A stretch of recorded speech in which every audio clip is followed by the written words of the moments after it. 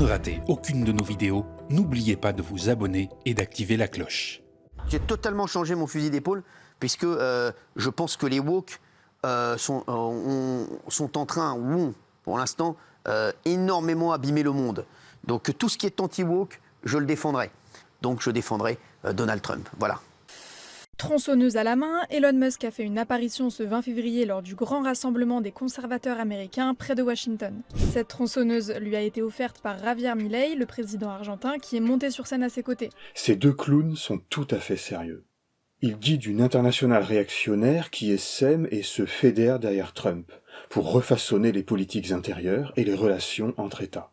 À son arrivée au pouvoir en 2023, Javier Milei avait promis de grandes coupes budgétaires dans les services de l'État, une politique assez proche de celle d'Elon Musk, chargé par Donald Trump de l'efficacité gouvernementale, qui se vante de coupes budgétaires radicales. Jordan Bardella était présent à cette convention, mais renonça à son discours, après que Steve Bannon, ancien conseiller de Trump, y fit un salut nazi. We're not going to retreat, we're not going to surrender, we're not going to quit. Fight, fight, fight! Le désignant comme un intervenant, Bardella oublia de préciser qu'il le connaît très bien, puisqu'il fut l'invité d'honneur d'un congrès du Rassemblement national qui déroulait ainsi dès 2018 le tapis rouge au Trumpisme en France. À l'heure où les États-Unis cherchent à affaiblir leurs rivaux européens par une guerre économique, culturelle et politique, il faut se demander quelle résistance ont à opposer ces pseudo-patriotes. Car si le grossiste se trouve à Washington, il semble qu'on ait chez nous de nombreux détaillants.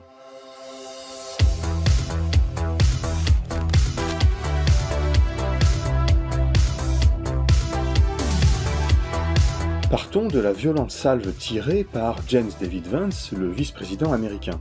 Donc celui qui peut être amené à remplacer Trump. C'était le 14 février à la conférence de sécurité de Munich. Tout l'auditoire a été pris de court. Très attendu sur l'avenir de l'Ukraine, le vice-président américain a préféré sermonner l'Europe. Dans un discours au vitriol, Vance a fustigé les Européens pour avoir, dit-il, trahi leur idéal démocratique. Pour l'Europe, la menace qui m'inquiète le plus n'est pas la Russie, ni la Chine. Ce qui m'inquiète, c'est la menace de l'intérieur. Le recul de l'Europe par rapport à certaines de ses valeurs les plus fondamentales. Ses valeurs partagées avec les États-Unis d'Amérique. Il distingue trois grands dangers: la censure des opinions de droite radicale, les persécutions antichrétiennes et l'immigration extra-européenne. Pour lui, les responsables sont l'Union européenne et les dirigeants globalistes. Les dirigeants européens auraient peur de l'opinion de leurs propres citoyens. Il évoque la condamnation d'un militant anti-avortement en Grande-Bretagne, l'annulation du premier tour de la présidentielle roumaine par la Cour constitutionnelle pour soupçon d'ingérence étrangère, ou encore le cordon sanitaire allemand mis en place pour empêcher l'extrême droite de l'AfD d'accéder au pouvoir. Des exemples dénoncés notamment par le pays hôte du sommet.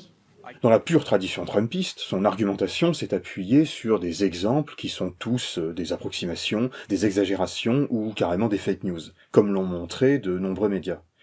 En Grande-Bretagne et dans toute l'Europe, la liberté d'expression est en recul, je le crains. Il a passé un long moment à affirmer que l'Europe ne défendait plus la liberté d'expression, et il a dénoncé pêle-mêle les lois interdisant le cyberharcèlement, la violence verbale ou la misogynie en ligne.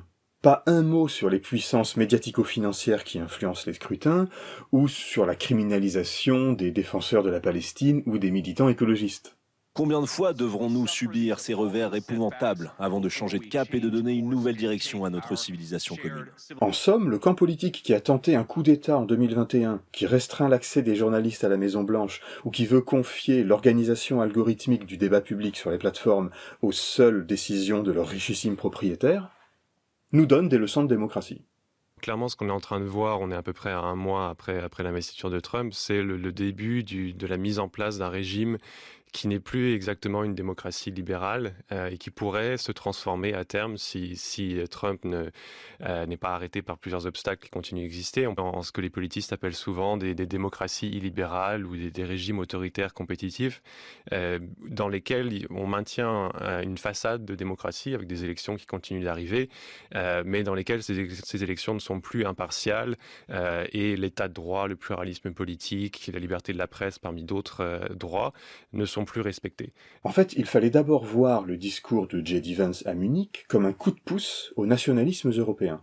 exactement comme Musk avait fait pour la candidate de l'extrême droite allemande, Alice Weidel.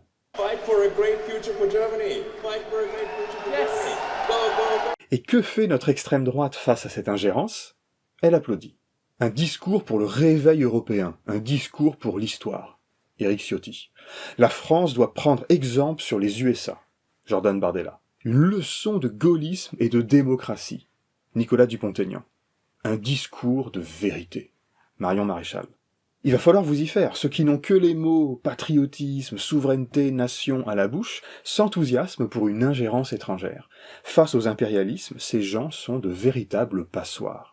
À la une ce matin, c'est ce qu'on appelle en bon français une masterclass, une leçon donnée à une partie de l'Europe qui censure, sanctionne, menace. Hier à Munich, J.D. Vance, vice-président américain, a sermonné cette élite européiste, offrant une ode à la liberté d'expression devant un parterre médusé, pour ne pas dire honteux. Ces relais politico-médiatiques du Trumpisme en France ont par exemple vu là l'occasion d'étayer leur argumentation en faveur de C8 contre l'Arcom. S'il fallait un exemple de la prophétie du vice-président américain J.D. Vance, la suppression de C8 illustre son discours de Munich. Oui, la liberté d'expression est en danger. Martyr de l'Arcom, martyr de la bureaucratie totalitaire. Cette décision de fermeture de C8, elle est due à une seule chose, c'est que ça appartient à un groupe médiatique qui ne convient pas à certains et qui ne pense pas comme il faudrait. On est en train de s'habituer tous en France au recul de la liberté d'expression.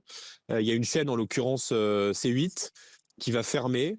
C'est une décision que je considère comme politique. Rappelons que ce qu'ils appellent censure politique, c'est le résultat de 52 sanctions en 12 ans. Mais enfin bon, le Trumpisme et la loi... Lorsque le vice-président américain pointe du doigt le recul des libertés d'expression dans toutes les sociétés européennes, où la question de l'immigration est systématiquement ostracisée, pointée du doigt. Mais vous avez l'impression qu'on n'en parle pas de l'immigration? Mais madame, il n'y a pas... Non mais... J'ai l'impression qu'on parle que de ça. Mais madame... Voilà Bardella bien embêté face à Apolline de Malherbe. Il tente le refrain de la censure du thème de l'immigration, alors que tout le monde voit que les plateaux ne parlent que de ça. Vous avez un ministre de l'Intérieur qui dit qu'il faut remettre en cause le droit du sol. Quand vous avez un ministre de la Justice qui partage également ces propos, au fond, on peut non seulement dire que ces propos peuvent s'exprimer, mais qu'ils s'expriment même au plus haut sommet de l'État. Non mais... C'est que le Rassemblement national a le Trumpisme un peu honteux. Non mais... Le parti sent bien que déclarer un peu trop ouvertement sa flamme à Trump gênerait ses efforts de notabilisation. Mais on se souvient de Marine Le Pen en 2017 attendant désespérément une rencontre avec Donald au rez-de-chaussée de la Trump Tower. On se souvient aussi que le parti tirait un bilan positif du premier mandat de Trump en le dédouanant même de sa responsabilité dans l'assaut du Capitole. Alors les figures du RN répètent l'élément de langage « il défend l'intérêt de ses concitoyens ». Est-ce que vous estimez que Donald Trump est un modèle? Non, en tout cas, je respecte son patriotisme et je respecte sa volonté de défendre les intérêts de l'Amérique d'abord. Ils oscillent entre admiration pour ces croisades qu'il mène contre le wokisme et l'immigration et réserve sur la guerre commerciale qu'il mène aux pays européens, qu'il nous mène. Par-dessus tout, ils essayent de faire oublier leur position passée sur l'Ukraine, ultra favorable à la Russie et que Trump est en train d'épouser. La nouvelle donne géopolitique est un pacte impérialiste voyant les oligarques Trump et Poutine se partager des zones d'influence. Cet accord implique de liquider l'Union européenne comme puissance, à la fois par l'Est en brisant la résistance du peuple ukrainien, et partout en faisant monter des forces nationalistes pour miner l'Europe de l'intérieur. D'un point de vue économique, Trump voit l'Union européenne comme un adversaire commercial pénible et un marché difficile à investir à cause de ses régulations fiscales et ses réglementations sur le numérique ou sur le climat, qui sont pourtant déjà bien insuffisantes. Les États-Unis savent qu'ils peuvent compter sur les partis de droite radicale pour s'attaquer à ces régulations. Moi, j'ai entendu le cri d'alarme il y a quelques jours de Bernard Arnault. C'est un enfer, à la fois fiscal et normatif, de travailler et d'investir en France. Vous subissez des heures et des heures de paperasse, que vous êtes contraint d'appliquer des nouvelles normes qui viennent en grande partie du Parlement européen, qui sont inspirées de l'écologie punitive. Pour aller au fond idéologique des choses, on pourrait dire que, par-delà leurs différentes approches, ce qui unit cette internationale réactionnaire, c'est sa haine de l'égalité. De Trump à Poutine en passant par Milei ou Netanyahou, il y a cette même idée que le fort est justifié à imposer sa volonté aux autres, que le riche ou le colon a une légitimité supérieure. D'où leur détestation du droit international, qui essaye autant que faire se peut d'instaurer une égalité entre les nations, en protégeant par des droits même la plus petite nation contre la rapacité ou l'agressivité de l'impérialisme. La vision de la loi de la jungle ou du western comme métaphore ou image du nouvel ordre international est tout à fait significative, je trouve. Regarde l'expression qu'a mobilisé le vice-président Vance à Munich. Il a parlé d'un nouveau shérif qui arrivait. In Washington, there is a new sheriff in town.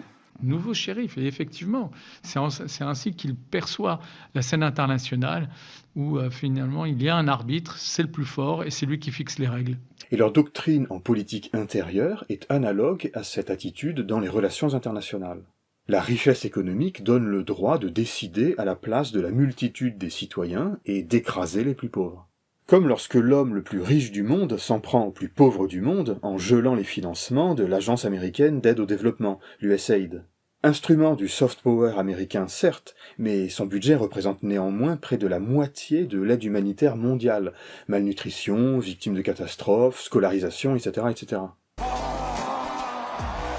Et v'là-t-il pas qu'immédiatement, la députée européenne reconquête Sarah Knafo et le député RN Guillaume Bigot embrayent et mènent une attaque en règle contre l'Agence française de développement. This is the chainsaw for bureaucracy. On pourrait aussi parler de leurs ambiguïtés à propos des purges qu'inflige Musk aux fonctionnaires américains. Les orateurs du RN adorent parler de débureaucratisation. Mais quand on leur demande concrètement quels fonctionnaires il faudrait virer ou quels services publics il faudrait diminuer, ça bafouille. Or, les services publics sont producteurs d'égalité, en réduisant un peu les écarts de conditions par des transports publics, la présence de centres de soins, la proximité d'administration, etc. Enfin, je vous parle du Rassemblement national, mais les projets de Musk enthousiasmaient aussi le ministre Guillaume Kasbarian. On voit du coup à quel point les libéraux, là, les Macron, les von der Leyen, etc., sont mal armés pour résister à cette vague illibérale. Car ils se satisfont déjà largement d'un capitalisme qui se moque du cadre démocratique. Et pour eux, de plus en plus, une politique d'égalité, c'est une dépense à diminuer. Bon voilà, c'était un tout petit échantillon des thèmes trumpistes repris goulûment par les droites françaises. Il y en a bien d'autres. L'insécurité, de l'ensauvagement de la société et moins d'immigration. Au fond, 3 grandes solutions se dessinent. Embrasser le trumpisme, l'international réactionnaire, en se persuadant qu'ils vont venger les peuples des arrogants néolibéraux mondialistes. Se contenter de défendre les institutions libérales actuelles, en faisant comme si elles n'avaient aucune responsabilité dans la montée de cette marée brune. Ou étendre les institutions qui font en sorte que l'égalité ne soit pas qu'un mot dans des textes juridiques. On se retrouve dans 2 semaines.